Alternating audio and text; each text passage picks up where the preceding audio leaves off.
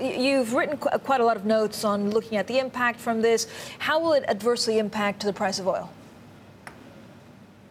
I think in terms of Irma, like you said, it had weakened already before making landfall, but more importantly, it was going to miss the key platforms in Louisiana. So the impact is much less on the supply side. There will be some demand lost. Obviously, Florida is a big gasoline demand center, so we will get some. But because the damage doesn't seem as great as initially expected, it should be fairly small. We have had news of some damage of the storage terminals in the Caribbean, and I think that needs to be watched because there are hundreds of millions of barrels stored in a lot of the islands around that area. It's in the Bahamas, and there's still scant information about how that's been affected.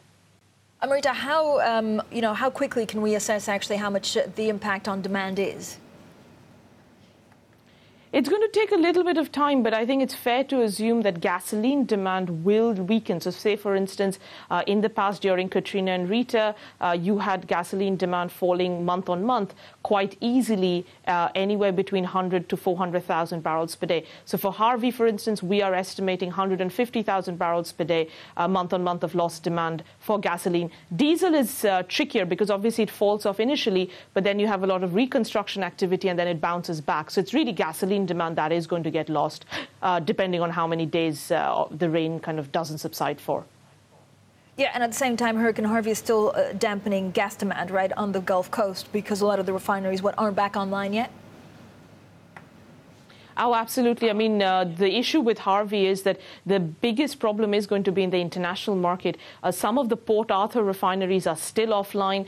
They seem likely to be offline through to the end of the month, sources are saying, which then effectively means you have less exports, which obviously then means you're pulling products out of Europe at a time when Europe should be building diesel. That's why you've seen product cracks so strong right throughout the world. And I think if the winter, even if we have a normal winter, we're going to be really tight on diesel stocks in Europe. Amrita, give us a sense of course, stockpiles in the U.S. What will happen to them because of these hurricanes? I think crude stockpiles will build naturally because refineries are down.